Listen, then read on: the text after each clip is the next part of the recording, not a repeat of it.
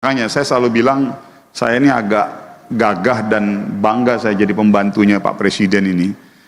Seminggu yang lalu, kita memang merasakan beban yang sangat berat yang dirasakan oleh ibu-ibu yang ultra mikro dan super mikro itu. Mereka dapat bunga pinjaman itu kurang lebih sekitar 24%. Ya 24-25%. Terlihatnya besar walaupun memang secara justifikasi operasi itu make sense karena ibu-ibu yang masuk dalam kategori ultra mikro dan super mikro ini mereka yang nggak mungkin persentase mereka untuk tumbuh, untuk naik kelas itu kecil sekali. Karena ya mereka mendapatkan pinjaman ya tujuannya hanya untuk survivalitas saja. Gue jualan hari ini cimol, jualan apa segala macam di rumah hanya untuk survive besok. Saya dapat pinjaman 1 juta rupiah ya hanya untuk survive besok. Jadi mereka tidak berpikir untuk tumbuh. Dan yang paling kasihan lagi nanti Bapak Pak. Tapi ya saya mencoba untuk campur-campur lah Pak. Kita agak sedikit-sedikit ketawa lah Pak. Jadi supaya ya menghilangkan hawa ngantuk gitu. Saya mulai dengan satu cerita dulu 1,5 tahun yang lalu. Pada saat di awal saya dilantik dan diminta Pak Presiden jadi Menteri UMKM. Saya berpikir Menteri UMKM itu usaha maman ke maman. Tapi nah ininya bercandaannya. Pak Presiden menyampaikan begini, Pak Maman jadi Menteri UMKM, ada kurang lebih puluhan juta pengusaha mikro, kecil dan menengah, dan tugas Pak Maman adalah melayani, melindungi, serta bagaimana caranya memberikan akses yang maksimal kepada mereka. Saya berpikir keras, saya cek pas saya menjadi awal-awal saya jadi Menteri UMKM, bayangkan data itu ada kurang lebih 57 juta usaha mikro, kecil, menengah tersebar di seluruh Indonesia. Ada yang tersebar di pasar tradisional, di pasar modern, pasar digital, ada yang tersebar di hotel bintang 5, ada yang tersebar di pedagang kaki 5, macam-macam tersebar. Ada di tempat pariwisata, di pertanian, di peternakan, di ekonomi kreatif, segala macam. Langsung saya berpikir, saya ini Menteri UMKM, kok ngurusinnya banyak kali gitu. Akhirnya ya udahlah. Satu itu. Yang kedua, saya berpikir saya jadi Menteri UMKM seperti menteri yang mendengar teriakan pengusaha mikro, kecil dan menengahnya, tapi saya nggak tahu mereka di mana.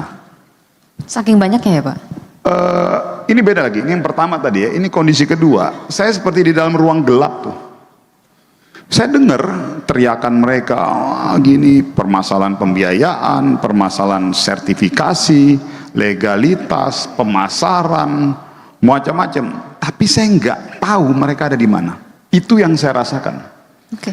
Akhirnya saya memulai dengan satu program, satu target, yaitu pendataan. Nah ini kita masuk. Pendataan apa itu?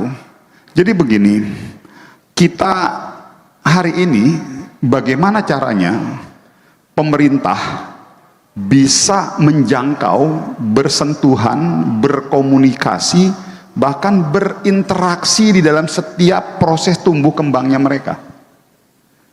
Dan kalau dengan metode konvensional saya pastikan bohong, itu nggak mungkin.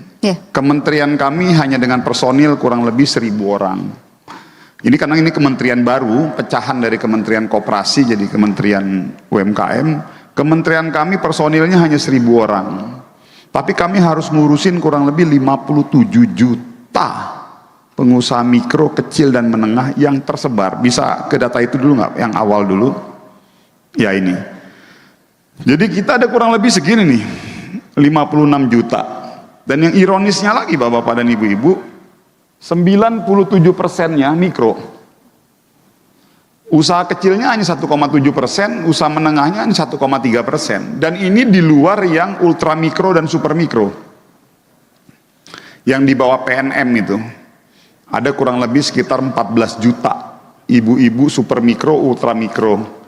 Yang alhamdulillah, makanya saya selalu bilang, saya ini agak gagah dan bangga saya jadi pembantunya Pak Presiden ini. Seminggu yang lalu kita memang merasakan beban yang sangat berat yang dirasakan oleh ibu-ibu yang ultra mikro dan super mikro itu. Mereka dapat bunga pinjaman itu kurang lebih sekitar 24%. Ya 24-25%. Terlihatnya besar walaupun memang secara justifikasi operasi itu make sense karena ibu-ibu yang masuk dalam kategori ultra mikro dan super mikro ini mereka yang nggak mungkin persentase mereka untuk tumbuh, untuk naik kelas itu kecil sekali.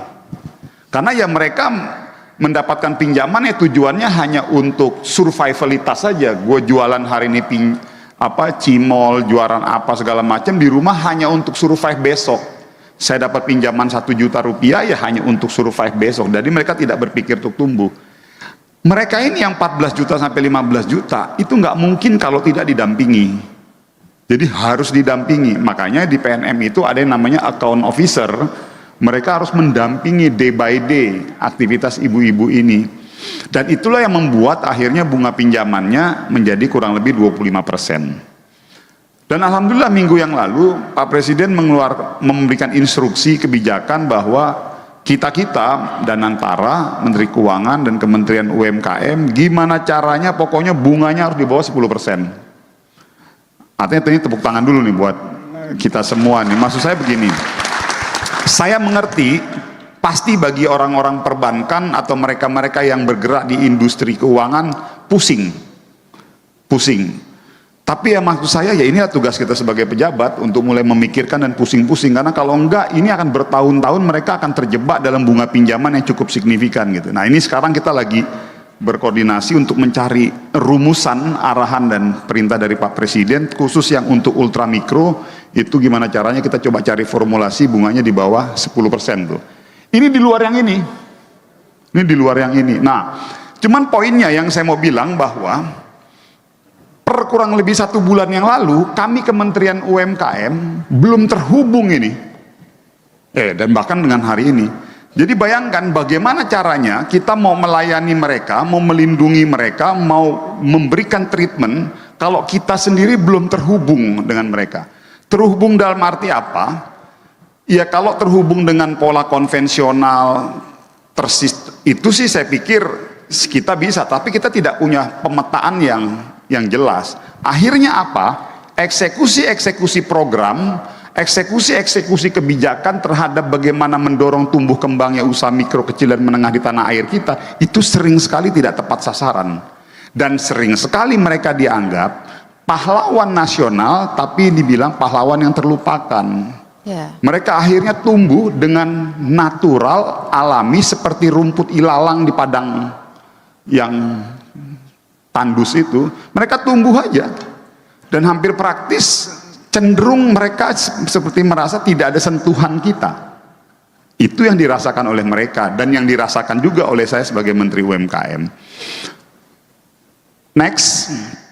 Nah inilah yang akhirnya kami harus jawab dengan satu sistem.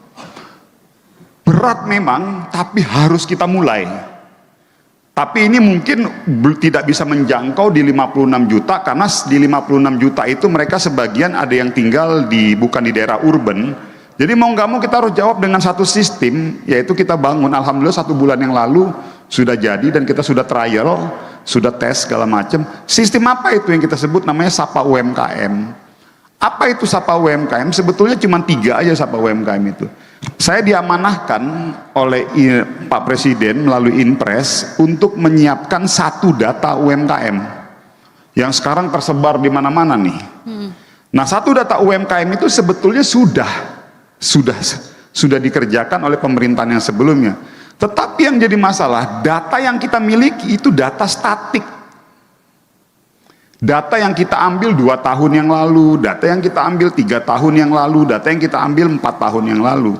Pertanyaannya, data yang kita ambil 3 tahun yang lalu, emangnya dia misalnya CV angin ribut atau Bu Romlah, kita nggak pernah tahu apakah Bu Romlah ini 3 tahun yang lalu dia masih eksis usaha atau bahkan sudah bangkrut atau malah bisa jadi dia udah jadi CEO yang menyamar.